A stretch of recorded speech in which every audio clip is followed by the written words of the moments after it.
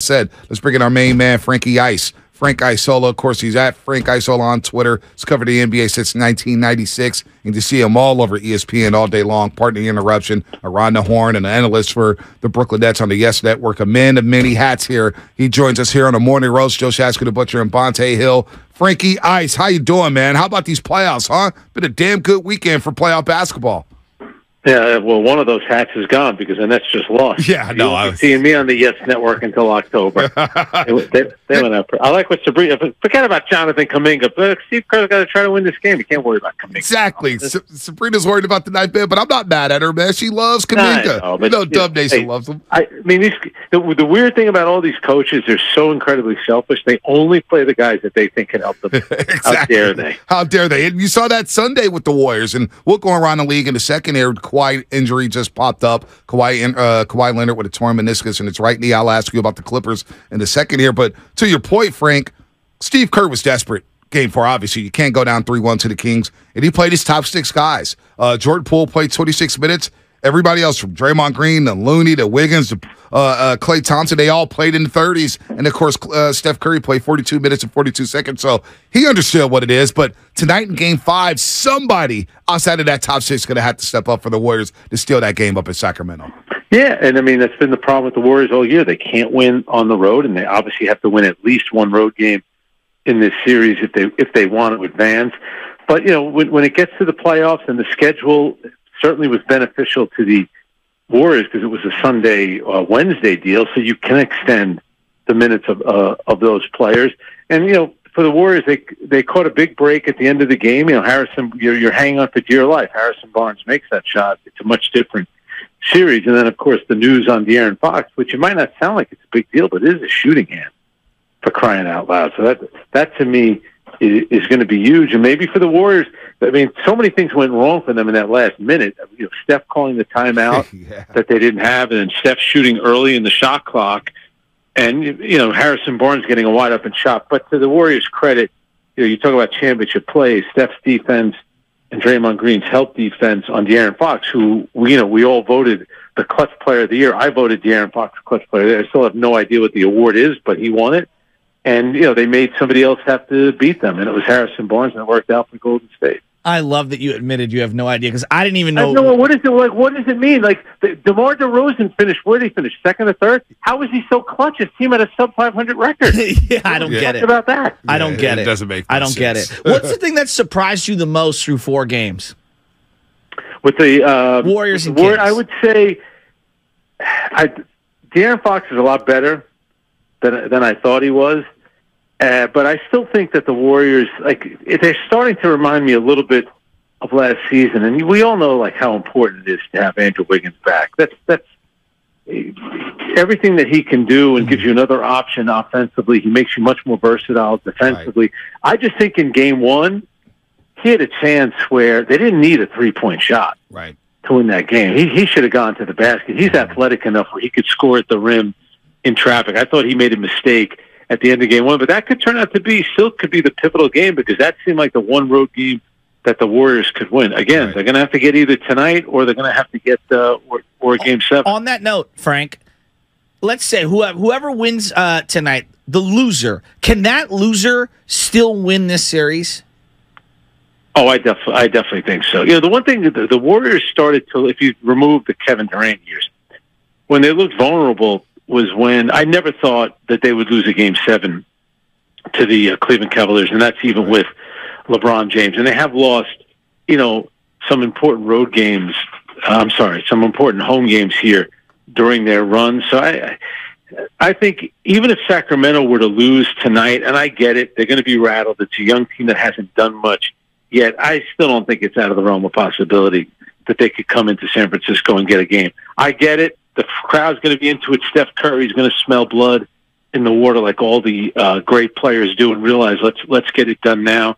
But I think that the two teams are even. Sacramento had a terrific regular season. They're still a good offensive team. But let's face it, guys, we're not going to really know what they're going to look like until we see De'Aaron Fox tonight. If he's struggling to shoot the ball, that's going to make things a lot different. No doubt. No doubt about that, Frank Isola here on the Morning Roast on 95.7 The Game. Kings and Warriors tied at 2 games apiece. You make your point. The Warriors control game 1 for about 34 minutes, and then the Kings go on a 15-4 run at the end of the third quarter to take control of the game and go into the fourth quarter with the lead they shouldn't have had. So here we are. Were you surprised by Draymond Green saying, hey, you know what? Maybe it's best to bring me off the bench. Now, I don't know how it happened. Everybody has their theories on how it happened, but it needed to happen, Frank. I think that's the thing. After game 3 was so you see the one big lineup here with all the spacing it creates for Jordan Poole, Klay Thompson, and Steph and Wiggins. They had to go to the one big lineup, and it would have been disrespectful, I thought, to bench Looney after grabbing 20 rebounds and dropping 9 assists. But were you still surprised that Draymond actually started the game off the bench in game 4?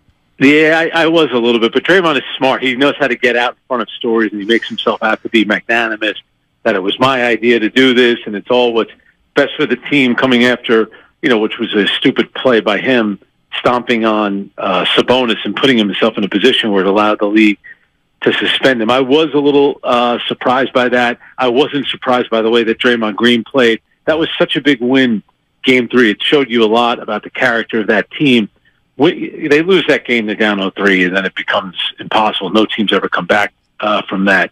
But to get that Game 3 and knowing that Draymond Green, was going to be rested, you knew that he was going to be focused and into the game. And let's face it, too, he was going to be given a little bit of leeway from the referees. Even on something like the great block shot they had on Sabonis. Sabonis fell, and Draymond did that scream. Yes. Now on my morning show, Brian Scalabrine said, he could have easily gotten a technical foul there. I said, it wasn't the same like Nick Claxton got against Embiid, where he dunked on him, and then he was almost in his face. Draymond was far enough away from Sabonis, where I didn't think they were going to give him a technical there. But I think he did a really good job, kind of walking that fine line between being emotional and being out of control, but it was still the way that he plays. He just makes such a difference. He moves the ball, he defends, he rebounds. He was back to being Draymond Green in Game 4. What is your take on Sabonis through this series? Because I'm recalibrating on him. They've taken away all the dribble handoff stuff that he likes to do. They've sagged off of him. And then you're noticing he kind of has a lack of repertoire around the rim. I thought he had more post moves. I'm not that he's a terrible player. I don't know. He's really their game plan against him has been quite unique. So what's your opinion on Sabonis as this series has evolved? And I think you're right. And I think when he gets around the basket, he hasn't really done a good job keeping them off balance, maybe with some pump fakes. I mean, it seems like he's always getting his shot contested or blocked. He seems smaller than everybody else out there, too, when he's around the basket. But I think you brought up a good point about the dribble handoff, because Steve Kerr did talk about that going into the series. They knew exactly what to expect, and they've done a real good job defending it. But you guys know this. Come on.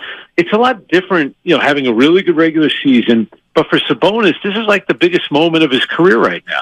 You're a number 3 seed. You have home court advantage. You're going up against, the defending champions.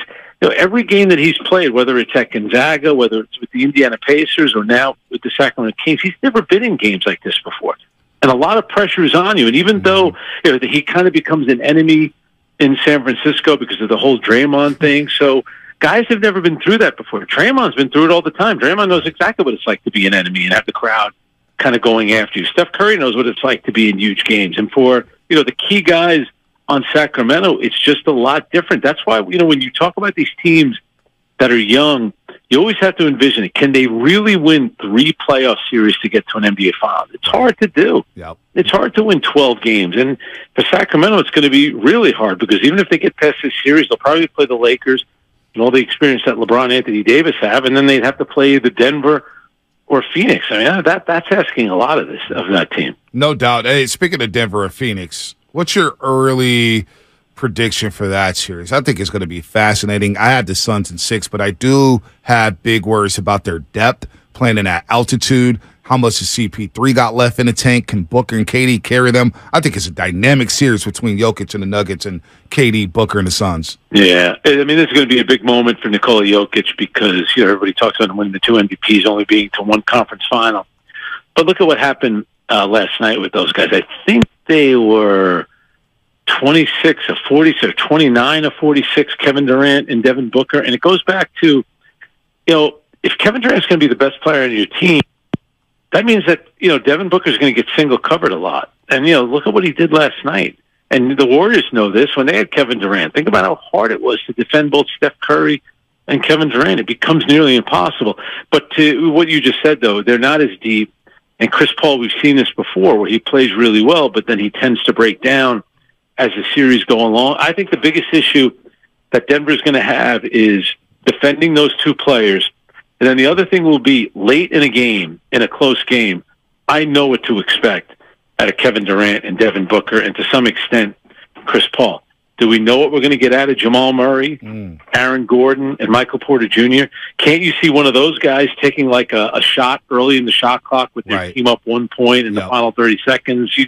You just get a bad feeling about that. Until you actually see them go through it, you don't know what to expect. But, Booker and Kevin Durant, that's a pretty dynamic pairing right there. Yeah, and there's no doubt about that. I mean, we were talking about pairings earlier. I know we kind of alluded to it, but the Kawhi news, the injury, when he signed there, I remember everybody in Warriorland, dynamic duos all across the league. Kyrie and KD are teaming up. Now it's Paul George and Kawhi, and obviously it's sad news there. I feel like they've got to blow that thing up, right?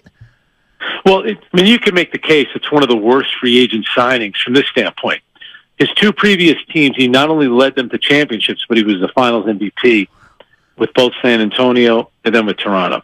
He comes to the Clippers. He calls all the shots there. We all know that. Right. And, he wanted them to get Paul George, so they gave, Shea Gilgeous-Alexander and all these future first-round picks to get Paul George. So, he's running the show. He's going to decide when he practices. He's going to decide when he plays.